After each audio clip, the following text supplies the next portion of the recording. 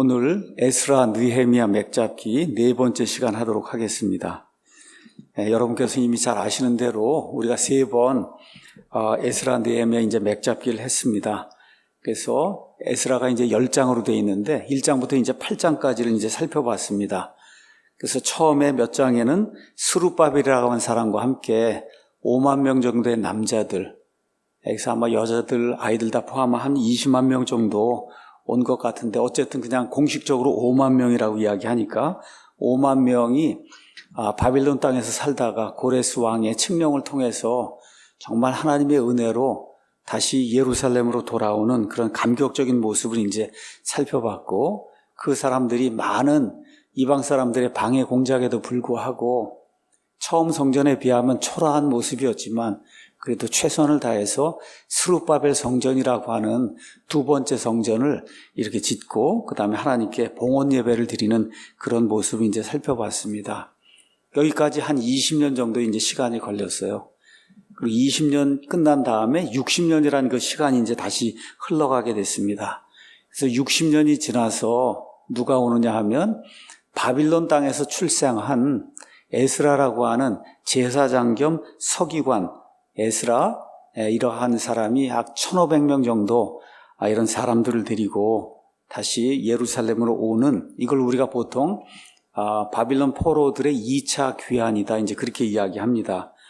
그래서 이런 것들을 통해서 하나님께서 자신의 약속, 자신의 언약, 자신의 말씀을 신실하게 지키시는 분이시다. 또 특별히 에스라가 한 4달 정도 한 1,500km를 이렇게 이제 여행하는 가운데 말씀드린 대로 막 25톤, 30톤이나 되는 이런 많은 보물들을 가지고 정말 산 넘고 물 넘고 이렇게 이제 해서 오는 가운데 강도떼도 있고 도둑들도 있고 정말 어려운 그러한 그 상황이었지만 하나님께서 정말 선한 그런 손을 그들에게 이제 펼쳐주셔서 그들이 모든 과정을 순조롭게 마치고 그리고 예루살렘 성전에 다시 모여서 바빌론에서 떠나올 때 가지고 왔던 이런 모든 보물들을 다시 달아갖고 그래서 이제 하나님의 성전에 드리는 이런 일들을 우리가 이제 살펴봤습니다. 에스라에서의 자세가 이게 나와 있지는 않지만 많은 역사 기록자들이 에스라가 예루살렘으로 돌아와서 구약 시대의 하나님의 모든 말씀들을 정경화하는 그런 작업을 다 감행했을 거다. 이렇게 이제 해서 우리가 지금 가지고 있는 구약 성경의 모든 성경들, 아마 그 이후에 이제 기록이 되어 있는 말라기라든지 이와 같은 성경 외에 나머지 것들은 이 에스라 시대에 거의가 다 정경화 작업을 거쳐서 그래서 그 당시의 성경이나 지금 우리가 가지고 있는 성경이 아마 동일하게 되는 그런 일들을 하지 않았을까 이렇게 이제 생각을 하고 있습니다. 자, 저와 여러분이 한번 에스라의 그 예루살렘 귀환이 얼마나 감격적이었을까 한번 생각을 해보면 좋을 것 같아요. 제사장 가문에 아론으로부터 시작이 된 그 제사장 가문의 제사장인데 바빌론에서 지금식으로 얘기하면 예배를 못 드린 거예요. 얼마 동안 못 드렸냐? 우린 지금 2주 못 드려서 끙끙대는데 이 사람들 거의 60년, 70년, 80년 동안 그렇죠? 드리지 못했고 물론 그 전에 70년까지 다 따지면은 그날 무려 150년 동안 예배를 못 드렸어요. 예루살렘 성전에서. 이런 상태에서 지금 그 땅에서 태어난 에스라가 드디어 그렇게 구약 성경에 익숙했던 그와 같은 에스라가 구약 성경의 내용이 뭐예요? 하나님. 그렇죠. 그 다음에 하나님이 함께 거하시는 그 집. 그렇잖아요. 이 집에 대한 거, 거기서 하나님께 예배 드리는 거, 이게 구약 성경의 전부였는데 그걸 무려 150년 동안 하지 못했잖아요. 이스라엘 백성이. 또 특별히 율법에 익숙했던 그 에스라라고 하는 사람이 제사장이었는데 정말 여기 예루살렘 성전에 와서 물론 솔로몬 성전처럼 그렇게 웅장하진 않았지만 그래도 하나님이 이렇게 지으라고 했던 그 터 위에 서 있는 그 예루살렘 성전에 가서 예배를 드리고 또 많은 사람들이 말씀에 갈증을 느끼고 있었어요. 하나님의 말씀을 제대로 풀어주는 그런 사람이 없었기 때문에 그래서 그 사람들을 만나갖고 하나님의 말씀을 풀어주는 그런 사명을 이렇게 이제 감당할 때 에스라가 느꼈을 것 같은 그 기쁨이 어떠했겠는가. 이걸 저와 여러분이 한번 이렇게 생각해보면 참으로 감격적이었을 거다. 에스라의 그 삶을 가만히 생각해보면 여러분들이 아시는 것처럼 이 왕의 도움을 받아서 그래서 왕에게 요청한 것들을 받아갖고 그래서 예루살렘으로 돌아올 정도면은 바빌론에서 상당히 그 신분이 높은 그런 사람이었을 것이다. 우리가 그렇게 이제 추측을 해볼 수가 있어요. 바빌론에서 그냥 살았으면 이런 보통 인간의 기준으로 이렇게 봤을 때 더 편안한 생활, 행복한 생활, 기쁜 생활을 할 수 있었을 거예요. 근데 하나님께서 그를 부르실 때 그는 기쁜 마음으로 하나님의 일을 하기 위해서 수천 킬로미터를 걸어서 자기 동족들과 함께 예루살렘으로 돌아와서 하나님께서 하라고 하신 일, 그것은 뭐냐? 예루살렘에 돌아간 그 포로들의 영적인 부흥, 그걸 위해서 일을 하면서 어려움이 많이 있었지만 그 사람들을 이렇게 세워놓고 구약성경 정경 작업을 다 해놓고 이것이 지금 2500년이 지났는데 그 일이 지금까지도 우리에게 지금 내려지고 있는 거예요. 그 에스라가 해놓았던 그런 일이. 또 오늘 이제 에스라가 하나님의 백성을 이방 사람들보다 거룩히 구분하는 그런 일이 생겨요. 일을 하게 돼요. 자, 그래서 이런 일을 통해서 이스라엘이라고 하는 하나님의 거룩한 씨가 보존이 될 수 있도록 정말 그런 놀라운 조치를 취했는 그런 놀라운 조치 때문에 1948년 5월에 저 이스라엘 땅으로 유대인들이 돌아오는 그런 일이 이 에스라 같은 이런 사람들의 일을 통해서 이루어지고 있다. 이런 거를 저와 여러분이 한번 기억을 하면서 9장 10장을 통해서 하나님께서 우리에게 어떤 일들을 원하시는가 이런 걸 한번 좀 살펴보면 좋을 것 같습니다. 7장 9절에 가서 보니까 에스라가 1월 달에 출발해서 5월 1일에 도착했다. 이렇게 이제 기록이 돼 있고 그렇게 기록이 돼 있는 가운데 처음 몇 달 동안은 에스라가 바쁘고 기쁘고 이렇게 해서 이제 문제가 있는 거를 눈치채지 못했는데 10월 9일, 10장 9절에 가서 보면은 9월 20일에 백성들이 모여서 죄를 고백하는 그런 내용이 나와요. 그러니까 5월 1일에 와서 5월, 6월, 7월, 8월, 그 다음에 9월 20일이 됐으니까 한 4달 20일쯤 지났을 때 백성 가운데 심각한 문제가 있다는 거를 에스라가 이제 알게 된 거예요. 그 심각한 문제는 뭐냐? 한 100명쯤 되는 종교 지도자들, 그 다음에 정치 지도자들이 하나님이 하지 말라고 엄격히 금하신 그 율법에 기록되어 있는 그 결혼 규정, 그걸 어기고 이방 여인들을 아내로 삼아서 심지어 아이들까지 낳는 그런 악을 저질렀다. 이게 4달하고 한 20일쯤 지났을 때 에스라에게 이제 보고가 되는 거예요.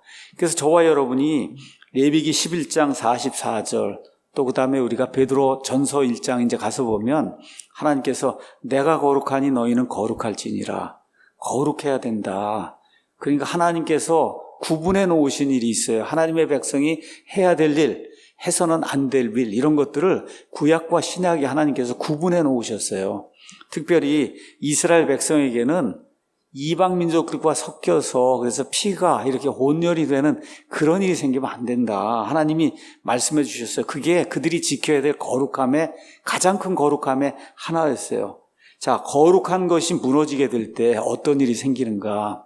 또 그런 일이 무너지게 될 때 우리가 어떻게 이 일을 처리해야 되는가? 왜 그런 일이 생기는가? 이런 것들을 오늘 9장하고 10장 말씀을 통해서 한번 살펴보는 귀한 시간이 되길 원합니다. 먼저 1절에서 2절에는 하나님의 백성의 부패상이 기록이 되어 있습니다.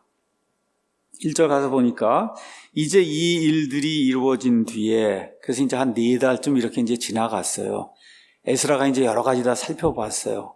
백성들도 기뻐했어요. 그렇죠? 자, 이제 이런 일들이 다 이루어진 뒤에 통치자들이 내게 나와 이르되 이스라엘 백성과 제사장들과 레위 사람들이 그 땅들의 백성들의 가증한 일들 곧 가나안 족속과 헷 족속과 브리스 족속과 여부스 족속과 암몬 족속과 모압 족속과 이집트 사람들과 아모리 족속의 가증한 일들에 따라 행하여 그들로부터 자신을 분리하지 않았다. 거룩함이라고 하는 거는 분리하는 거예요.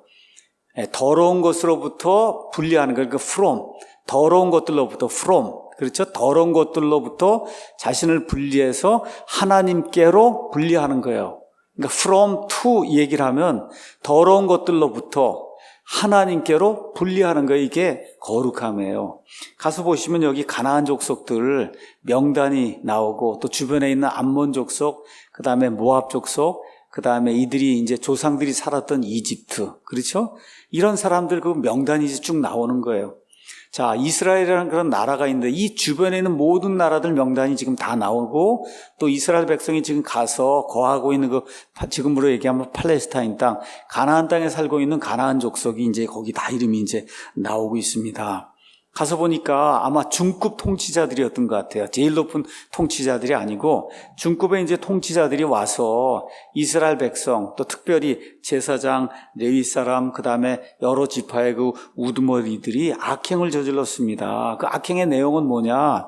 하나님께서 율법을 통해서 주변에 있는 그 이교도들, 그 이교도들의 딸들을 취하지 말고, 그렇죠. 또 그 다음에 이들에게 우리의 딸을 주지 말고, 그래서 피가 섞이는 것을 하나님께서 막아야 한다고 그렇게 말씀해 주셨는데, 그런데 이 사람들이 그런 일을 했다는 거예요. 그래서 2절에 가서 보니까 그들이 자기와 자기 아들들을 위해 그들의 딸들을 취함으로 거룩한 씨가, 여기도 거룩함이 나오죠. 거룩한 씨가 스스로를 그 땅들의 백성들과 섞이게 하였나이다.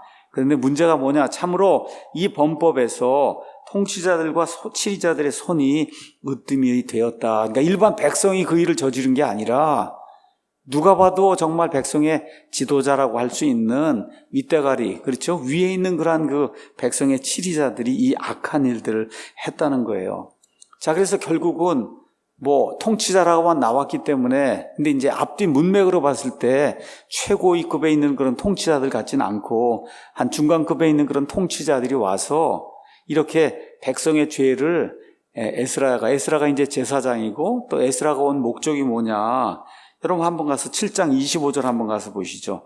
7장 25절에 가서 보면은 아닥사스다 왕이 에스라를 보내면서 에스라 보고 하라고 한 그 일이 있어요. 그건 뭐냐 하면 25절에 에스라요, 너는 내 손에 있는 내 하나님의 지혜를 따라 내 하나님의 법들을 아는 모든 자들을 행정관과 재판관으로 세워 강 건너에 있는 온 백성을 재판하게 하고 너희는 그것들을 알지 못하는 자들을 가르치라. 그러니까 하나님의 율법을 알지 못하는 사람이 많이 있는데 그것들을 가르치라는 거예요. 그걸 가르치는 걸 통해서 영적인 부흥이 생기기 때문에, 그러니까 이거는 에스라가 하고 싶어서 한 것도 아니고 지금 아닥사스라고 하는 그 이방인의 왕이 자기와 자기 자손들과 자기 백성이 잘 되기 위해서는 하늘의 하나님께서 우리를 축복해 주셔야 된다. 그러면 그 일을 하려면 내가 돌아가서 너희가 섬기고 있는 그 하나님, 그 하나님의 율법의 모든 말씀을 그걸 알지 못한 사람에게 가르쳐야 된다는 거예요. 누구든지 내 하나님의 법과 왕의 법을 행하지 아니하거든 신속히 그에게 재판을 집행하여 심지어 죽이거나 추방하거나 재산을 몰수하거나 감옥에 가두라고 하는 이와 같은 권세까지 주면서 왕이 그와 같은 명령을, 그것도 이방인 왕이 그런 명령을 이제 내린 겁니다. 자, 이런 명령을 에스라가 받고 왔다는 것을 백성들이 알고 있었기 때문에, 그래서 이 왕이 주신 것과 같은 그 명령, 이거를 집행할 수 있도록 중간 관리자들이 와서 이 땅에서 이런 악한 일들이 지금 생기고 있습니다 하고 이제 보고하는 거예요. 자, 다시 말해 여기 제사장들, 그 다음에 레위 사람들, 백성의 치리자들은 출애굽기 34장 15절에서 16절, 제가 시간이 없기 때문에 읽질 않습니다. 하나님이 명백하게 말씀해 주시죠. 아주 명료하게.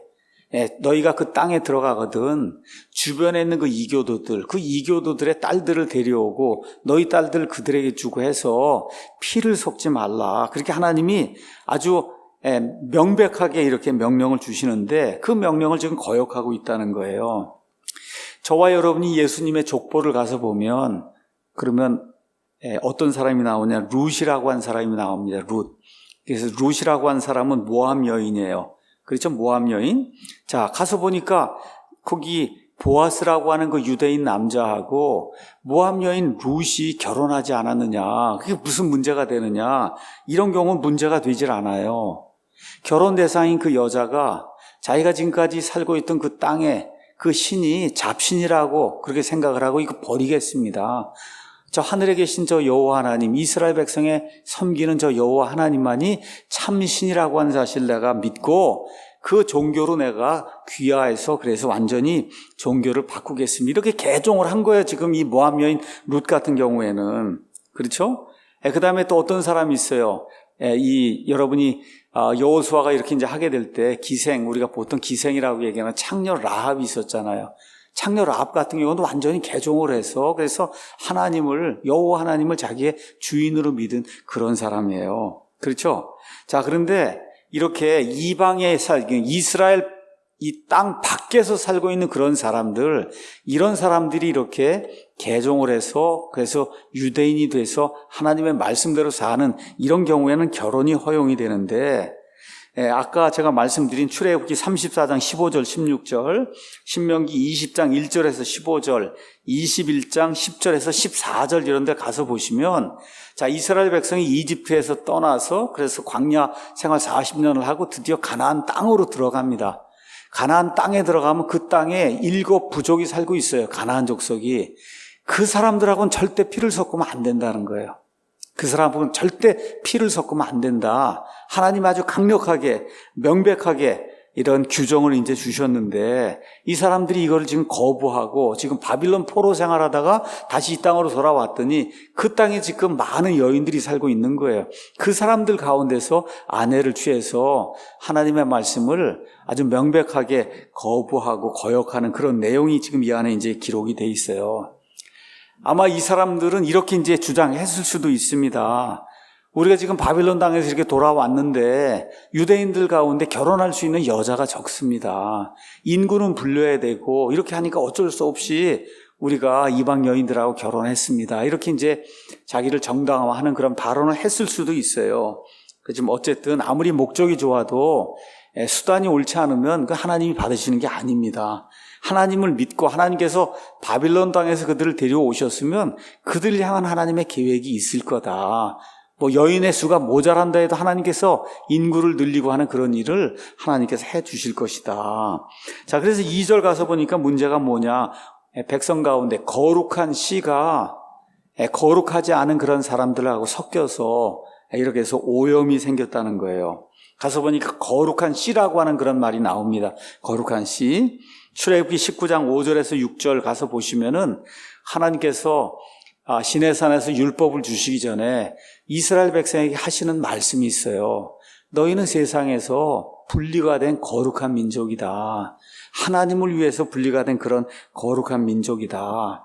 신명기 7장 7절에서 11절 가서 보면 하나님이 또 뭐라고 말씀하시냐. 너희가 잘나서 머리가 뛰어나서 능력이 많아서 숫자가 많아서 내가 너희를 택한 게 아니다. 내 뜻을 실행하기 위해서 너희에게 내가 긍휼을 베풀었을 뿐이다. 하나님이 그렇게 이제 말씀하시는 내용이 그 안에 기록이 돼 있어요. 그래서 하나님이 이스라엘 통해서 하시고자 하는 일이 뭐냐. 우리가 창세기 12장 3절, 28장 14절 이런 걸 통해서 알 수 있듯이 이 땅에 있는 모든 가족들이 이스라엘 통해서 복을 받게 하는, 그래서 이스라엘이 많은 사람들에게 복의 통로가 되는 그 일을 할 수 있도록 하나님이 이스라엘을 택하셨다는 거예요. 그래서 이스라엘을 통해서 주변에 있는 이방 민족들이 하나님을 알 수 있고 하나님의 말씀을 알 수 있고 결국은 이스라엘을 통해서 메시아가 오게 되므로 세상에 죄 많은 사람들이 구원받을 수 있는 그런 길이 생기게 된다. 이런 일을 하기 위해서 너희가 거룩히 구분된 그와 같은 씨니까 너희의 거룩함을 오염시켜서는 안 된다. 하나님이 누차 말씀하시는 겁니다. 그러니까 결혼하지 않은 남자가 이방 여인과 결혼하는 거 이거 커다란 죄예요. 그런데 앞뒤 문맥으로 봐서는 또 어떤 일이 생겼냐. 이 고위 지게인 이런 사람들이 자기 아내를 버리고 그리고 이방 여인들하고 결혼해서 아이들을 낳은 것이 아닌가. 이렇게 추측이 될 수 있는 그런 정도의 그 악한 일들을 이제 벌였다는 거예요. 요게 이제 끝나고 나서 얼마 지나서 한 50년 이렇게 넘어가게 되면 그러면 말라기라고 하는 그런 그 대언자가 이제 등장을 합니다. 말라기. 지금 이렇게 에스라한테 꾸지람을 받고 이게 끝난 다음에 한 12년쯤 지나서 느헤미야가 왔는데서 동일한 일을 벌여요. 그래서 느헤미야가 그냥 수염을 뽑아가면서까지 이 사람들 징계를 했는데 그러고 나서 한 4, 50년 지났는데 또 어떤 일이 생겨요. 이방이 아내들 갖다 버리고 그리고 계속해서 이혼하고 다른 여자를 취하거나 그런 악한 일들이 이스라엘 땅에서 끊이지 않는 겁니다. 그래서 말라기 2장 13절에서 16절, 나중에 우리가 한번 보면 알겠지만 거기 가서 보니까 하나님께는 영의 여분이 있어서 처음에 하나님이 아담과 이브를 이제 만드셨는데 하나님도 사실 영의 여분이 있었기 때문에 아담에게 여러 여인들을 줄 수 있었다는 거예요. 근데 하나만 주셨다는 거예요. 왜 하나만 주셨냐? 하나님을 따르는 경건한 씨를 얻기 위해서. 그래서 하나만 주셨다. 그런 이야기를 하면서 말라기 대언자가 백성들을 꾸짖는 그런 내용이 그 안에 이제 기록이 됐어요. 자, 그래서 리더들이 지금 이런 문제를 일으키면 그러면 문제가 생긴다는 거예요. 진짜 문제가 생긴다. 이거의 대표적인 인물이 솔로몬이에요. 하나님께서 그를 위대하게 만드셨어요. 세상에 어떤 사람보다 지혜롭고 물질이 풍부한 그런 그 왕이 되도록 만들어줬는데 주변에 있던 그 이방 여인들이 그와 결혼함으로써 그래서 어떻게 돼요? 결국은 그들의 우상 숭배, 하나님의 집 옆에 솔로몬같이 그렇게 똑똑한 사람이 하나님의 그 집 옆에다가 이방 사람들의 신을 가져다 놓고 거기다 예배드리고 하는 이런 일이 생기게 되고 그래서 결국 어떻게 돼요? 본인도 망하게 되고 본인 다음에 아들이 망하게 돼서 왕국이 분열이 되고 그리고 결국은 그 이스라엘 백성이 거룩함을 잃고 얼마 동안 이렇게 지내다가 결국 북왕국 이스라엘은 아시리아에서 멸망이 되고 남왕국 유다는 바빌론에 의해서 멸망이 돼서 수천 킬로미터씩 밧줄에 손이 묶이고 이런 상태로 해서 다 끌려가는 그런 악한 일들이 이제 생겼단 말이에요. 지도자들의 부패 때문에 이런 일이 생긴다는 거예요. 자, 이제 이런 일이 이제 생긴 것을 에스라가 알고는 어떤 일을 하는가? 그 내용이 9장 3절에서 이제 15절에 이제 기록이 되어 있습니다. 사실 에스라가 어떤 일을 어떻게 했는가를 저와 여러분이 보는 게 오늘의 교훈이 되지 않겠는가 이런 생각이 좀 들어요. 아까 말씀드린 대로 에스라는 아닥사스다 왕의 명령을 가지고 그리고 이 유다 땅에 와서 그 명령을 수행해야 되는데 그 명령의 핵심은 뭐냐? 하나님의 말씀들을 올바로 가르쳐서 그래서 그들이 하나님께 바르게 예배하도록 만드는 거. 그렇죠? 그래서 어느 정도까지 할 수 있냐? 말을 듣지 않으면 아까 읽어보니까 죽여도 된다는 거예요. 재산을 몰수해도 된다는 거예요. 추방해도 된다는 거예요. 자, 에스라에게 이와 같은 권세가 있었지만 에스라가 그 일을 하지 않아요. 참 이게 참 놀라운 거예요. 그런 일을 할 수 있었음에도 불구하고 그런 일을 하기 전에 먼저 백성을 위해서 하나님 편에서 어떤 것이 최선인가를 구하는 그런 모습이 이 안에 이제 기록이 되어 있습니다. 그 모습 중에 저와 여러분이 꼭 기억해야 될 것이 뭐냐? 백성과 하나가 돼서 나는 저 사람들하고 다른 사람이야. 나는 거룩한 사람이고 나는 지혜로운 사람이고 난 범죄를 저지르지 않았으니까 저 사람들하고 다른 사람이 하고 자기를 분리하지 않고 그 죄지은 백성들과 함께 하나가 돼서 하나님께 간구를 드린 그런 아름다운 모습이 이 안에 이제 기록이 되어 있습니다. 그러니까 이 사람들 꾸짖고 회개하는 설교하고 죄인들 색출하고 그 다음에 이 사람들 모아놓고 회개를 촉구하고 이런 일들 하기 전에 하나님의 사람으로서 먼저 한 일이 있다는 거예요. 그것은 뭐냐 하면 먼저 성전에 가서 땅에 주저앉아서 하나님 보시는 데서 백성이 보는 데서 자기의 슬픔을 이렇게 표출하는 그런 모습이 이 안에 이제 기록이 되어 있어요. 5절 가서 보니까 마치 죽은 사람을 애도하듯이 막 울으면서 그렇죠? 또 머리와 수염에서 털을 뽑으면서 특별히 이제 이스라엘 백성들 엄청나게 어려운 일을 당하면 옷을 찢었거든요. 옷을 찢고 그렇죠? 그 다음에 이제 머리털 이런 걸 다 뽑아가면서 그러면서 슬픔을 드러내는 그런 모습 이런 모습을 백성이 가서 보니까 백성의 마음속에 정말 깊은 감동이 생긴 거예요. 에스라가 모든 걸 하죠. 심지어 죽일 수도 있어서 그 사람들 책출해갖고 당장에 그래? 너희가 그런 일을 했어? 한번 혼 좀 나봐라. 그러고서 죽일 수도 있었지만 그런 일을 하지 않고 먼저 어떻게 해요? 하나님과 백성들 앞에서 이렇게 하나가 돼서 나도 너희와 똑같은 그런 사람들이다 이렇게 하고 그리고 하나가 돼서 백성의 마음에 호소하는 이것이 아마 지도자의 마음이 돼야 되지 않겠는가. 우리 문재인 대통령도 좀 이런 걸 좀 배우면 좋지 않겠는가. 오늘 이렇게 좀 보면서 그런 생각을 좀 하게 됐습니다. 다 남 탓이잖아요. 다 남 탓. 그렇죠? 내가 잘못했다. 내가 이런 문제를 일으켰다 이런 말 하지 않잖아요. 지금 여기 좋은 지도자라고 하는 게 뭐냐, 나도 당신들과 같은 일원이다. 그래서 하나님과 함께 이 일을 우리가 해결해야 되겠다 하고 백성의 마음에 호소할 줄 아는 그런 지도자, 꾸중하고 책망하는 건 나중 일이라는 거죠. 그래서 하나님 앞에 자기 자신을 이렇게 내어놓고 백성과 함께 같이 울면서 기도할 수 있는 이와 같은 그 지도자가 바로 에스라였다. 3절 가서 보니까 이렇게 기록이 되어 있어요. 내가 이 일을 듣고는 내 옷과 겉옷을 찢고 머리털과 수염을 뜯으며 놀란 채 앉았다. 이걸 우리가 한마디로 망연자실했다 이러잖아요. 망연자실. 그렇죠? 자, 에스라가 왜 이렇게 망연자실했냐? 도대체 하나님의 언약의 백성이 이 일을 어떻게 할 수 있냐는 거예요. 여러분 한번 생각을 해보세요. 이런 일들을 저지르다가 150년 전에 백성이 완전히 다 멸망을 해서 가난한 사람 몇 명만 빼고는 다 바빌론 땅으로 말 그대로 포승줄에 묶여갖고 모두가 다 강제 이주가 됐잖아요. 하나님께서 강권적으로 역사하셔서 70년 지나는 그 시점에 고레스라고 하는 그런 이방 왕을 통해서 하나님이 은혜를 베풀어 주셔서 생각지도 않았던 그런 때에 다시 이 예루살렘으로 돌아온 그런 은혜를 맛봤잖아요. 근데 지금 이 일을 저지른 사람이 누구냐? 일반 백성이 아니에요. 누구예요? 제사장과 레위 사람, 정치 지도자들, 종교 지도자들, 그렇죠? 이런 사람들이 이런 일을 한 걸 보고 정말 에스라가 망연자실한 거예요. 망연자실. 어떻게 이런 일이 생길 수 있느냐? 지금식으로 이야기하면은 목사들, 그리스도인들이 좌익 공산주의, 사회주의를 지금 신봉하는 거하고 똑같은 겁니다. 지금 대한민국이 70년 전에 어떻게 세워졌는가? 우리 역사, 먼 역사도 아니에요. 70년 전의 역사를 한번 생각을 해보세요.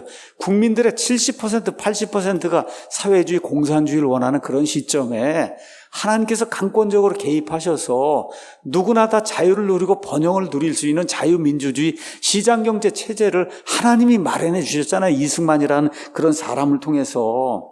근데 70년이 지난 이 시점에 다시 그들의 조상들과 마찬가지로 사회주의, 공산주의를 신봉하는 이런 사람들이, 이게 외부 사람들이오면 괜찮아요. 어떻게 목사와 그리스도인들이 그런 일을 할 수 있냐, 그런 얘기예요. 지금식으로 대입을 하면 그런 거예요. 하나님이 그토록 미워하는 동성애와 낙태 이렇게 하는 거를 어떻게 목사들이 나와서 피켓을 들고 우리는 찬성합니다. 어떻게 그런 일들 할 수 있냐는 거예요. 지금식으로 에스라 시대에 일어났던 그 일을 지금식으로 이렇게 응용해서 생각을 해보면 그런 거예요. 어떻게 목사들이 그런 일을 할 수 있냐는 거예요. 어떻게 목사들이 북한을 찬양하는 그런 일을 할 수 있냐, 그런 이야기예요. 자, 현 시대나 그때나 지금 많은 사람들이 안고 있는, 특히 그리스도인들이 안고 있는 그런 문제가 있어요. 그것은 뭐냐 하면 에스라처럼 죄를 보면 경악해야 돼요. 망연자실해야 되는데 죄를 보고도 덤덤하게 이렇게 지내는 이런 일이 지금 이 땅에 널리 횡행하고 있어요. 그래서 교회에도 무슨 웃기는 사람, 이런 사람들 데려다가 웃기는 그런 일 많이 해서 사람들 끌려고 하는 그런 일을 하고 있는데, 이건 사실 하나님 앞에 큰 죄를 짓는 거예요. 교회 안에 어떤 일이 있어야 되냐? 에스라와 마찬가지로 가슴을 치고 옷을 찢고 머리털을 뽑아가면서 하나님 앞에 우리가 죄를 지었다고 이렇게 애통해하는 에스라와 같은 이런 사람이, 그런 사람이 초청이 돼서 하나님의 말씀을 전하고 이렇게 일을 해야 되는 거예요. 자, 에스라가 이렇게 금식하고 기도하니까 어떤 사람들이 나타났냐? 4절 가서 보니까 그때 이스라엘의 하나님의 말씀대로 말미암아 떤 모든 자가 사로잡힌 잡혀간 자들의 범법으로 인해 내게로 모였다는 거예요. 자, 에스라가 이렇게 백성의 마음에 호소하니까 어떤 사람들이, 하나님의 말씀에 떠는 사람들이 옳습니다 하고 에스라 주변으로 몰려들었다는 거예요. 자, 하나님의 말씀을 이스라엘 백성이 언제 받았냐? 그때부터 한 1000년 전쯤에.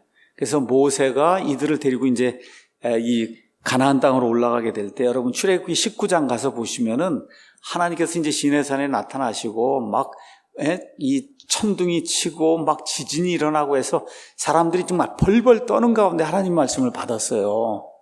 그래서 하나님의 말씀을 받았어요. 그 조상들이 너무너무 두려운 가운데. 근데 그 이후로 하나님의 말씀을 받은 이 백성들, 이 사람들의 자손들은 당연히 여긴 거예요. 그거 너무 당연한 거 아니에요. 조상들이 이렇게 벌벌벌 떨면서 받았던 그 하나님의 말씀을 너무나 당연하게 생각을 하는 거예요. 지금식으로 이야기하면 많은 그리스도인들이 성경 읽고 암송하고 성경 가르치고 전달하는데 문제가 뭐냐? 정작 하나님을 두려워하지 않는다는 거예요. 하나님의 거룩하심을 멸시한다는 거예요. 지금 대한민국뿐만 아니라 전 세계 많은 교회의 문제가 뭐냐? 하나님은 사랑이다, 사랑이다, 사랑이다 해서 가증한 것들을 자꾸 교회 안으로 들여오는 거예요. 세상에 정말 우상을 숭배하던 그런 도구들, 이런 노래들, 이런 모든 것들 교회 안으로 계속 가지고 들어오는 거예요. 그래서 하나님의 말씀을 선포한다고 하는데 하나님의 말씀이 올바로 선포가 되고 하면 어떤 일이 생겨야 되냐? 하나님의 말씀에 떠는 일이 생겨야 된다. 하나님 말씀에 떠는 일. 그래서 이사야서 66장 가서 보시면 이스라엘이 멸망하기 전에, 유다가 멸망하기 전에 하나님께서 이런 말씀을 주세요. 66장 2절에 오직 나는 이런 사람 곧 가난하고 통회하는 영을 가진 자, 내 말에 떠는 자를 보살핀다. 이걸 저와 여러분이 기억을 하면 좋을 것 같습니다. 내 말에 떠는 사람, 그 사람이 가난한 영을 가진 사람이고 통회하는 그런 영을 가진 사람이다. 나는 그런 사람들을 보살피겠다. 하나님이 그렇게 이제 말씀해 주십니다. 그래서 이 교회 시대는 성령님의 시대예요. 교회가 서고 넘어지는 거 하는 것은 성령님께서 우리와 함께 해주시느냐 해주시지 않느냐에 달려 있습니다. 근데 성령님의 역사를 모든 사람이 갈망하고 있어요. 교회들도 갈망하고 있어요.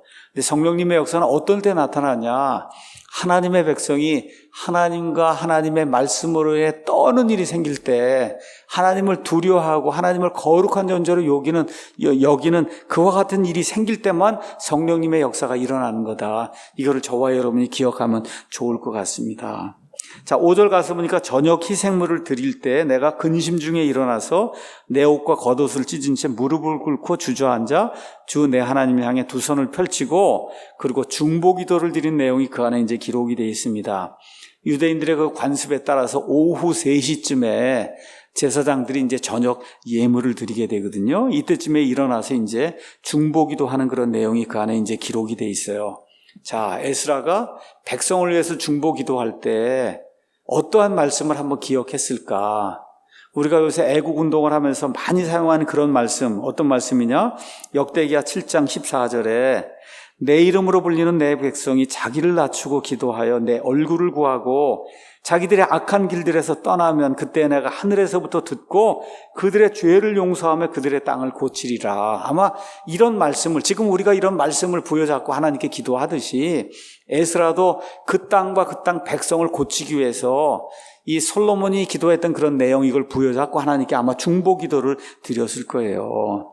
6절에서 7절은 아주 내용이 간단한 거예요. 오 내 하나님이여 내가 주 곧 내 하나님을 향해 내 얼굴을 들기에 부끄럽고 낯이 뜨거우니 우리의 불법이 많아서 우리 머리 위로 넘치고 또 우리의 범법이 자라서 하늘들에까지 이르렀나이다. 한마디로 무슨 얘기예요? 우리가 죄를 졌으면 할 말이 없습니다. 입이 10개라도 할 말이 없다는 거, 할 말이 없습니다. 가서 보면 우리 그러니까 그들이라고 얘기하지 않잖아요. 이 에스라가. 그렇죠? 저와 여러분 성경 읽으면서 나중에 이제 느헤미야 공부할 때도 마찬가지고 이제 다니엘서도 가서 보면 뭐 이 사람들이 직접 죄를 지은 건 아니에요. 그럼에도 불구하고 우리가 죄를 지었다. 우리의 불법. 그렇죠? 기도하는 사람이 뭐예요? 온 공동체를 놓고 나도 그 사람 중에 하나입니다. 죄를 지은 사람 중에 하나입니다. 그래서 이스라엘은 신앙 공동체이기 때문에 한 사람이 짓는 죄가 결국 공동체의 죄가 되는 거예요. 교회도 마찬가지예요. 지금 신약시대의 교회도 교회 안에 한 형제 자매가 죄를 짓는 것이 그 교회 전체가 죄를 짓는 거다. 그래서 가서 보니까 심지어 하늘을 바라볼 수도 없다. 너무 부끄러워서, 창피하고 부끄러워서 어떻게 얼굴을 들고 하나님의 낯을 볼 수가 없다는 거예요. 낯이 뜨겁다. 이게 무슨 얘기예요? 죄를 보고 죄 지은 걸 생각할 땐 낯이 뜨끈뜨끈하다는 거죠. 이걸 우리가 뭐라고 얘기해요? 송구한 마음이다. 그렇게 이야기하면 참 송구합니다. 그렇게 이야기하는 거잖아요. 저와 여러분이 죄를 지으면 부끄러워할 줄 알아야 됩니다. 부끄러워할 줄 알아야 된다. 패망하는 백성의 특징이 그거예요. 우리 한번 예레미야 6장 말씀 한번 가서 보겠습니다. 예레미야 6장에 가서 보시면 예레미야 6장 그 다음에 8장 12절 볼게요. 8장 12절 가서 보면 예레미야가 지금 바빌론 포로 생활 가기 전에 유다 백성의 상태를 이렇게 표현하고 있어요. 12절, 그들이 가증한 짓을 행할 때 부끄러워하였느냐? 아니라 그들이 조금도 부끄러워하지 아니하였으며 얼굴을 붉히지도 아니하였다. 그냥 죄를 짓고도 동성애다 낙태다 하나님을 대적하는 이런 일, 이걸 저지르면서 전혀 부끄러움을 몰랐다는 거예요. 이런 일이 하루 이틀 사흘 나흘 몇십 년이 지속이 되면 그 나라는 망할 수밖에 없다는 거예요. 죄를 죄로 인식하지 못하면 그 나라가 망한다는 겁니다. 지금 이 시대의 특징도 마찬가지예요. 저와 여러분이 살고 있는 대한민국의 특징도 마찬가지예요. 죄를 짓고도, 죄를 보고도 많은 사람들이 부끄러워하지 않습니다. 동성애, 낙태, 죄를 짓고도, 그거 하는 걸 보고도 부끄러워하지 않아요. 사회주의, 공산주의, 하나님이 가장 미워하신 이런 체제, 이런 걸 추구하는 사람들이 밖으로 나서서 공공연히 자신을 드러내도 사람들이 부끄러워하지 않아요. 부끄러워하지 않아요. 이렇게 되면 나라가 패망하는 겁니다. 오늘 제가 들어있는 그 방에 서울의 한 목사님, 서울 은평 제1교회 그 목사님이 사진을 올렸더라고요. 참 너무 황당해서 정말 거기 가서 보니까 이 현수막이죠. 엄청나게 큰 그런 현수막을 가져다가 아마 교회 옆에 붙여놓은 것 같아요. 교회 이름까지 못 쓰고 으푸 이렇게 으푸 교회는 당장 사라져라 이렇게 해갖고 그래갖고 거기다 갖다 맘카페인지 해갖고 거기 사람들이 가져다가 다 이렇게 붙여놨더라고요. 여러분 교회에 모이는 사람들 다 죄인이에요. 그렇기 때문에 하늘나라에 가기 전까지 이 땅에서 완전한 것은 없습니다. 그럼에도 불구하고 교회는 이 땅에 소금으로 빛으로 지금 남아있어요. 이 대한민국이 왜 존재하느냐? 여러분 미약하고 그리고 부족하지만 그래도 하나님의 교회가 이 땅에 남아있기 때문에 이 땅이 지금 존재하고 있는 거예요. 하나님이 우리 땅에 손을 얹어주고 있는 겁니다. 그런데 교회 떠나가라고 그러고선 그 옆에서 플랜카드를 가져다 붙이고 그렇게 목사의 마음을 아프게 하고 성도들의 마음을 아프게 하고 거기 교패가 붙어 있으면 그 집에 가서 꽝꽝대고 이렇게 해서 말 그대로 나가라고, 이건 완전히 완장차고 돌아다니면서 공산당 하는 거랑 비슷한 짓을 하고 있는 거 아니에요? 이렇게 하면서도 부끄러워할 줄 모르니 지금 이 나라가 어떤 상태인가 저와 여러분이 한번 생각을 해봐야 됩니다. 정말 안타까운 그런 일이 이 땅에 지금 생기고 있는 거예요. 자, 에스라가 왜 이렇게 부끄러워했냐? 너무 부끄러워서 얼굴을 들 수가 없습니다. 얼굴이 뜨끈뜨끈하고. 왜 그래요? 지금 이 민족이 어떻게 됐어요? 150년 전에 이 사람들이 끌려가서 그래서 바빌론 포로 생활했잖아요. 그렇죠? 이렇게 이제 됐단 말이에요. 하나님의 은혜로 돌아왔어요. 바빌론 포로 생활하는 가운데 어떻게 예배 제대로 한번 드리지 못하고 바빌론 사람들의 그 우상들 섬길 수밖에 없고, 정말 그들이 행하는 말 그대로 돌덩어리 나무덩어리한테 그 우상 숭배하는 걸 그 옆에서 보고 얼마나 마음이 부글부글 끓었겠어요. 그렇죠? 이걸 뼈저리게 느끼다가 하나님의 은혜로 지금 여기 땅에 돌아왔으면 정신을 차리고 제대로 살아야 되겠구나 이렇게 생각을 해야 되는데, 그것도 하나님의 말씀을 가르쳐야 될 제사장과 레위 사람들이 하나님의 말씀을 대놓고 이렇게 반격을 하고 대항하는 그런 일이 이제 생기니까, 그러니까 어떻게 해요? 도저히 머리를 들고 하나님의 얼굴을 볼 수가 없습니다.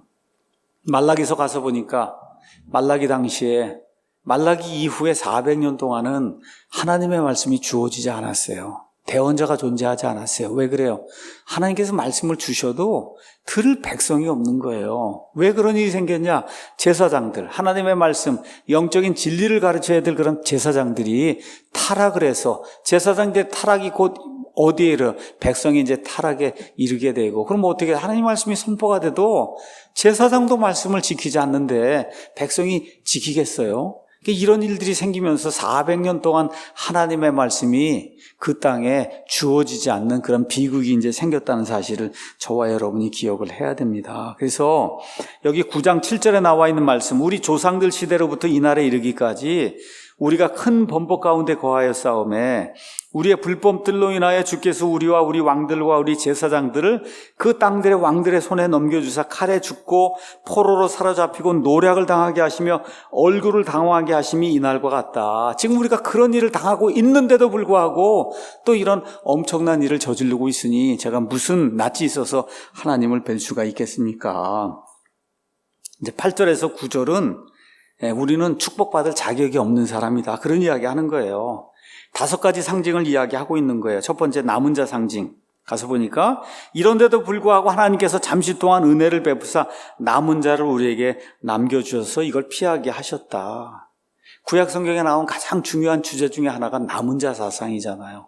그렇죠? 그래서 우리를 이렇게 살려주시지 않았냐, 이런 내용 하는 거예요. 그 다음에 가서 보니까 또 자신의 거룩한 곳에서 우리에게 못을 주셔서, 못이라는 얘기가 이제 구약 성경 가시면 나오는데, 못이라고 하는 건 성전이 있으면 성전은 벽에다 박은 그런 못이 될 수도 있고, 성막이나 이런 거 하려면 거기 말뚝이 있어요. 말뚝도 영어로 네일이에요. 그러니까 말뚝을 여러분 이렇게 박으면은 어떻게 움직이지 않잖아요.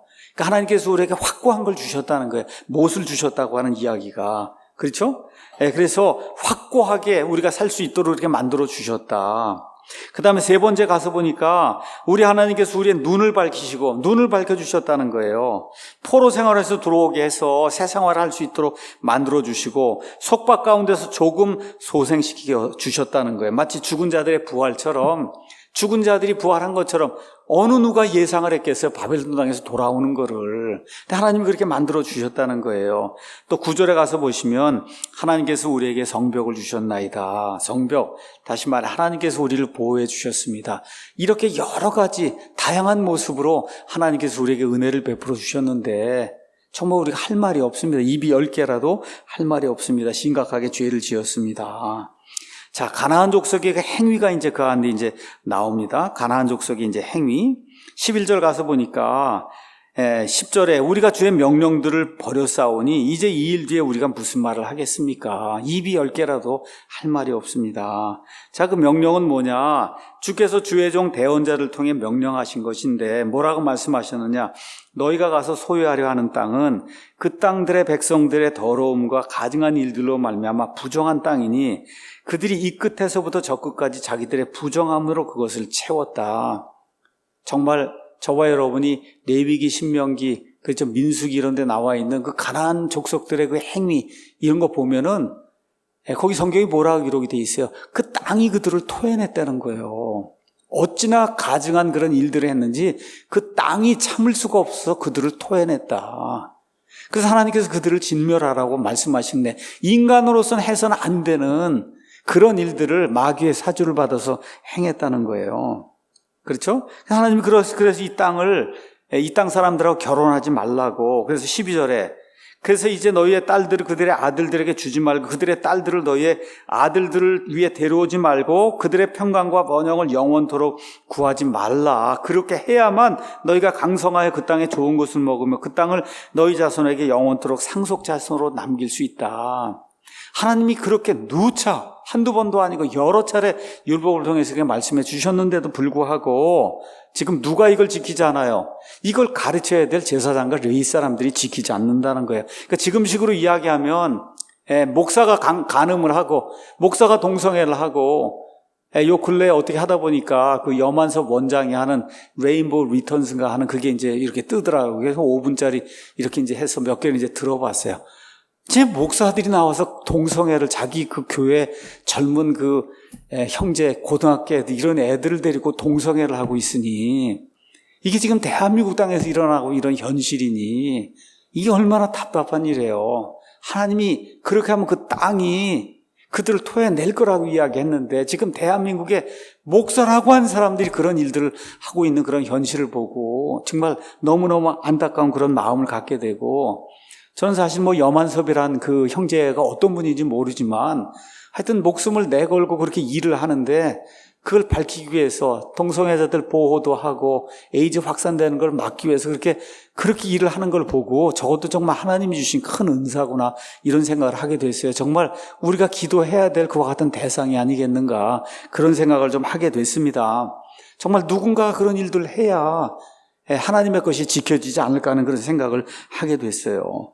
그래서 13절에서 15절에는 한마디로 우리는 유죄입니다. 죄인입니다. 할 말이 없습니다. 자, 이렇게 하면서 인생의 꼬인 문제들을 국민들에게 이렇게 생긴 이런 문제들 해결하기 위해서 기도하고 하나님의 얼굴을 구하는 그런 내용이 이 안에 이제 기록이 되어 있습니다. 15절까지. 자, 그래서 가서 보면은 6절부터 15절까지 10절의 기도 내용이, 중보 기도 내용이, 저와 여러분 이거 읽으면 아마 3분 정도면 읽을 거예요. 이런 내용이에요. 그런데 이 기도가 하나님께 상달이 되고 하나님이 응답해 주시고 백성이 이 기도의 내용에 따라 일을 올바르게 처리하는 그런 내용이 10장에 이제 기록이 돼 있어요. 다시 말씀드릴게요. 에스라의 기도는 긴 기도가 아니에요. 그런데 깊이 있는 기도다. 스펄전이라는 사람이, 목사님 이렇게 얘기했다 그럽니다. 기도의 양이 아니라 기도의 강도가 중요하다. 기도의, 물론 긴 기도도 필요할 때가 있어요. 그런데 기도의 강도가 중요하다. 지금 여기 에스라가 정말 혼신을 다해서 하나님 앞에, 이게 짧지만 그 전심을 다해서 이렇게 하나님 앞에 기도하게 될 때 하나님께서 응답해 주시고 이 유다 백성이 그의 기도를 따라서 일을 처리하는 그런 내용이 그 안에 기록이 되어 있습니다. 그래서 10장에는 백성이 협조를 하고 그래서 악한 자들을 내쫓고 그래서 악한 자들이 자기 행위를 돌이키고 하나님께 돌아오는 회개하는 모습이 그 안에 이제 기록이 되어 있습니다. 다시 말씀드려, 한 성도의 기도, 이거를 저와 여러분이 평가절하하면 안 된다. 이스라엘 백성, 저 유다 백성을 지금 구한 거는 여러 사람이 아니에요. 한 사람이에요. 한 사람. 제가 오늘 이 말씀을 준비하면서 특별히 10장 1절, 이제 에스라가 하나님의 집 앞에서 울며 엎드려 기도하고 자백할 때 이스라엘 중에서 남자와 여자와 아이들의 심히 큰 회중이 그에게 모였으니 이는 백성이 심히 크게 울었기 때문이다. 저와 여러분 지금 대한민국을 보고 이 나라 교회를 보고 울어야 될 때라는 생각이 들었어요. 정말 이 말씀을 오늘 준비하면서 눈물이 나오더라고요. 그냥 눈물이 나와요. 이 한 사람의 이 눈물, 이걸 하나님께서 보시고 많은 사람들에게 감동을 주시고 이렇게 이제 해서 많은 사람들이 함께 몰려와서 큰 목소리로 울며 하나님 앞에 자복하는 그런 아름다운 일이 이 안에 이제 생기게 됐어요. 그래서 한 사람의 중보 기도가 가정과 교회와 국가를 바꿀 수 있다.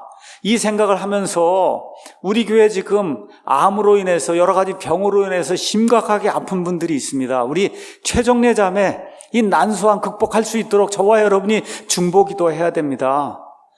저와 여러분이 오늘 백인숙 자매하고도 통화를 했어요. 저와 여러분 그 자매 폐 반쪽을 잘라냈다, 한쪽을 잘라냈다 그래요. 이 자매를 위해서 저와 여러분이 기도해야 됩니다. 또 우리 조명효 형제 이 모야모야 병 때문에 지금 뇌경색이 생겨서 그렇게 똑똑하고 훌륭한 사람이 지금 말을 잘 못하는 이런 상태에 빠져 있어요. 이게 회복이 될 수 있도록 저와 여러분이 간절히 기도해야 돼요. 우리 김문환 형제 요관암 때문에 이제 더 큰 수술을 받아야 되고 어려운 가운데 빠져 있습니다.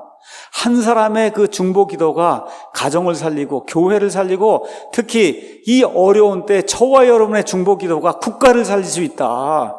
오늘 이걸 보면서 한 사람의 기도가 대한민국을 살릴 수 있다. 이런 생각을 하고 에스라와 마찬가지로 전심을 다해서 이 대한민국을 위해서 기도하는 저와 여러분이 되기를 예수님의 이름으로 축원합니다.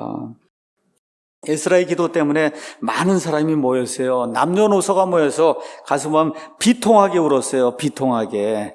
가서 보면 wept very so 이렇게 돼 있어요. 많은 경우에 wept so 하면 비통하게 울었다는 거예요. 그런데 very so, 매우 비통하게 울었다. 얼마나 이 하나님의 은혜를 우리가 저버렸는가 이거 생각하게 될 때 이 대한민국이 이 안에 사는 그리스도인들이 하나님의 은혜를 얼마나 저버렸는가를 이렇게 생각할 때 심히 비통하게 우는 그런 일이 우리 가운데 있어야 하지 않겠는가. 에스라가 이렇게 기도하게 될 때 자발적으로 사람들이 동참하면서 우는 그런 일이 생겼습니다. 그날 제사장은 어린 양 한 마리를 하나님께 제사로 드렸을 거예요. 근데 에스라와 여기 있는 백성은 그것보다 훨씬 더 중요한 거, 하나님 원하시는 거 뭐예요? 상한 심령, 애통하는 심령, 가난한 영을 가진 자. 그렇죠. 이걸 하나님이 원하시는데 에스라와 거기 모여있는 사람들이 하나님께 그걸 드린 겁니다. 그날. 우리 교회 안에 바로 이런 사람들이, 이런 일이 있어야 돼요. 코미디언, 가수 뭐 이런 거 데려올 게 아니라 기도하는 사람들이 이 교회 안에 많이 있어야 돼요. 물론 우리가 기뻐해야 될 때도 있어요. 그때 기뻐해야 됩니다. 그렇지만 이렇게 국가가 어려움을 당하고 교회 안에 어려운 일을 당하는 그런 사람들이 있을 때 저와 여러분이 울며 하나님 앞에 기도해야 된다. 이렇게 이제 될 때 누가 나타나냐? 엘람의 아들 중에 하나인 여히엘의 아들 스가냐라고 한 사람이 이제 나타나게 된 거예요. 스가냐. 그래서 가서 보니까 26절에 엘람의 아들들 중에선 마따냐와 해서 엘람의 아들들 중에서도 여기 이방 아내를 취한 그런 사람들이 있어요. 근데 그 가족에 속한 한 사람이 일어났어요. 우리 친척들 중에도 이런 일을 저지른 사람이 있습니다. 자, 그리고 누가 나타났냐? 스가냐라는 사람이 나타나서 우리가 하나님을 대적하고 범법하여, 여기도 내가 아니면 그들이가 아니라 우리가라고 이야기하는 게 참 중요한 것 같아요. 우리가 우리 하나님을 대적하고 범법하여 그 땅의 백성으로부터 이방 아내를 취하였으나 이제 이 일에 관해 이스라엘에 아직 소망이 있다. 스가냐의 평가예요. 다 소망이 없다고 하는데 아직 소망이 있습니다. 우리가 우리 죄를 인정합니다. 그리고 해결책을 제시해요. 하나님과의 언약을 맺고 순종하겠습니다. 율법에 따라 율법이 하라는 대로 다 하겠습니다. 4절 가서 보니까 우리도 당신과 함께 하겠습니다. 이렇게 이야기하니까 에스라가 그러면 제사장들 포함해서 모든 사람들 맹세해라. 그래서 제사장들 포함해서 사람들이 맹세하는 내용이 그 안에 기록이 돼 있어요. 그리고 에스라는 다시 다른 방으로 들어가서 금식하고 기도하고, 그리고 어떻게 해요? 나머지 백성들이 그 일을 처리하도록 하는 내용이 7절, 8절에 이제 그 안에 기록이 돼 있고, 9절에서 이제 44절에는 이 사람들을 정결하게 하는 내용이 그 안에 기록이 돼 있습니다. 9절 가서 보니까 9월 20일에 유다가 모였다고 이렇게 기록이 돼 있어요. 9월 20일. 9월 20일이면 지금으로 얘기하면 12월 20일쯤 된다. 크리스마스 시즌쯤 되는 거다. 그렇게 여러분이 기억하면 됩니다. 자, 어디에 모였냐? 하나님의 집 앞 거리에 이제 모였어요. 가서 보니까 뭐라고 기록이 돼 있냐? 한번 잠깐 보겠습니다. 9절에 이때는 9월 곧 그달 20일이더라. 온 백성이 하나님의 집의 거리에 앉아서 이 일로 인해 또 큰 비로 인해 떨었다. 그래서 이스라엘에는 건기와 우기가 있는데, 우기는 10월에서부터 4월까지가 우기예요. 그래서 지금 우리나라 식의 달력으로 12월이 되면 엄청나게 큰 비가 오고 또 굉장히 춥습니다. 추워요. 더구나 지금 죄를 짓고 지금 하나님의 이런 그 심판대 앞에 서서 그냥 벌벌벌 떠는 거예요. 벌벌벌. 막 춥기도 하고 죄 때문에 무섭기도 하고 이렇게 해서 벌벌 떠는 거예요. 많은 사람들이 12월 25일이 예수님 탄생일이다. 여러분, 예수님 탄생일이 그때면은 마리아가 이렇게 추운데 몇백 킬로미터를 걸어서 자기 고향까지 갈 수가 없어요. 성경 기록대로 보면 마리아와 요셉이 여행해서 예수님을 낳은 때는 지금 한 10월 15일 정도라고 이게 장막절에 이 땅에 오셨어요. 그렇게 여러분이 기억을 하면 됩니다. 자, 그래서 이 문제를 풀기 위해서 신실한 유대인들을 부르고 10절에서 11절에는 문제 해결을 촉구하는 내용이 그 안에 기록이 되어 있고, 그러니까 12절에 온 회중이 당신이 말씀하신 대로 우리가 반드시 행하겠다. 그렇죠? 11절에 에스라가 요구한 건 뭐예요? 이방 백성들로 너희 자신을 분리해라. 백성이 하겠습니다. 이렇게 해서 13절, 14절에 위원회가 이제 구성이 되고 조사가 이제 시작이 됐어요. 그래서 9월 20일 날 모여서 열흘 지나서 16절 가서 보니까 10월 1일에 조사하기 시작해서 거기 모여있는 사람들, 그래서 얼마 동안 조사했냐? 3달 동안 조사해서 조사가 언제 맞춰졌냐? 그 다음에 1월 1일에 맞춰졌어요. 자, 그렇게 해서 몇 명이 나왔냐? 100명이 나왔어요. 100명 정도가. 그게 18절부터 시작해서 이 사람들의 명단이 44절까지 나와요. 그 100여 명 가운데 제사장, 레위 사람, 그 다음에 성전에서 노래하는 사람, 문지기 등 성전에서 하나님께 봉사하는 사람이 18절에서 24절 갔으면 27명이 나온 거예요. 27명, 제사장 포함해서. 그렇죠? 이들은 성전에서 섬기는 사람이니까 모범이 돼야 될 사람들인데 이 사람들이 죄를 지었다고 성경이 분명히 이야기하고 있습니다. 자, 그러면 우리가 한번 이 100명 정도가 어느 정도였나 한번 보도록 하겠습니다. 자, 80년 전에 스룹바벨 강그 5만 명이 돌아왔다 그래서 5만 명. 그렇죠? 그냥 여자 이런 거 생각 안 하지만 그냥 5만 명이 돌아왔다고 생각하고 이제 80년이 지났으니까 인구가 늘었을 거 아니에요. 그렇죠? 그럼 한 10만 명 정도 됐을 거다. 우리가 그렇게 이제 생각해 볼 수가 있어요. 10만 명 가운데 100명이 나온 거예요. 10만 명 가운데 100명이면 퍼센트로 0.1%. 많은 거 아니에요. 많은 수가 아니에요. 그런데 성경이 뭐라 그래요? 적은 누룩이 온 덩어리를 뜨게 한다. 그래서 더 늦기 전에 이걸 제거해야 된다는 거죠. 이렇게 해서 100여 명을 찾아내서 제거하는 내용이 그 안에 이제 기록이 되어 있습니다. 이 앞 뒤에는 100여 명 이름의 명단. 여러분, 왜 이거 이름을 하나님이 이렇게 기록하셨는가? 철두철미하신 분이에요. 철두철미한 그런 분이다, 하나님이. 그래서 이걸 여기 땅에 있는 이 성경 기록에도 남겨놓고 하늘에도 기록해 놓으시고 그래서 백성들이 잊지 않도록 하기 위해서 이런 일들을 이제 하셨어요. 자, 요약을 하겠습니다. 예스라 2장에는 5만 명의 용기 있는 포로들이 돌아오면서 그 사람들 이름이 쭉 나와요. 용기 있는 사람들, 포로 생활하고 돌아오는 그런 사람들. 에스라 10장에는 죄를 지은 사람들의 명단이 나와요. 하나님과의 관계를 어찌됐든 바르게 세운 그런 사람들 명단이 나와요. 저와 여러분이 이런 거 보면서 죄가 많은 슬픔과 그 다음에 상처를 남긴다는 거, 이걸 저와 여러분이 기억을 해야 됩니다. 이게 나무가 있는데 나무에다 못을 박았어요. 그 다음에 이거 못을 빼내면 못이 나옵니다. 근데 뭐는 남냐? 못 자국은 남는 거예요. 자, 여기 이 사람들 지금 아내라고 해서 데리고 살았어요. 어찌됐든 이방 여인이든 뭐든 어쨌든 사랑하고 가정을 이루고 지금 산 거 아니에요. 그 안에서 아이들도 태어났어요. 이걸 다 갖다 버려야 되니, 근데 그 여인들이 울면서 그 집으로 돌아가야 되고 아이들까지 다 데리고 돌아가야 되고 얼마나 가슴 아픈 그런 일이 생겼겠어요. 이게 죄가 이런 문제를 가지고 오는 거다. 자, 그래서 못을 뺄 수는 있지만 자국이 남는다는 거, 이걸 저와 여러분이 꼭 기억을 하면 좋겠고, 놀라운 것은 이런 일이 생기고 나서 12년 지난 뒤에 느헤미야를 우리가 보겠지만 또 이 일을 하는 거예요, 백성이. 또 백성이 이런 일들을 하는 걸 보게 됩니다. 느헤미야 13장 23절에 31절. 그래서 국가나 정부는 법을 세울 수 있지만 그걸 세워서 뭔가를 바꾸려고 하지만 영혼의 변화는 하나님만 하실 수 있는 거구나. 이런 것들도 저와 여러분 이런 걸 통해서 이제 보게 됩니다. 자, 에스라서 이제 총정리합니다. 10장을 우리가 4번에 걸쳐서 강의를 했어요. 하나님의 일을 이렇게 부흥시키기 위해서는 영적인 지도자가 필요하다. 하나님의 말씀에 익숙한 그런 지도자가 필요하다. 우리 사랑 침례교회뿐만 아니라 하나님을 사랑하는 대한민국의 모든 교회에 하나님께서 이런 좋은 영적인 지도자를 주실 것을 간절히 원합니다. 동시에 어떤 사람들이 있어야 하나님의 일이 진척이 되냐? 하나님의 말씀에 떠는 백성이 있어야 돼요. 목회자 아니면 지도자가 아무리 잘하려고 해도 하나님의 말씀에 떠는 상한 심령을 가진 그런 백성이 있어야 하나님의 일이 부흥이 될 수 있다는 거. 자, 그리고 마지막으로 사람이 할 수 있는 일이 아니다. 하나님께서 부흥을 주시는 거다. 사람이 인위적으로 부흥을 만들어내는 게 아니에요. 부흥하자 얘기해서 되는 게 아니라는 거예요.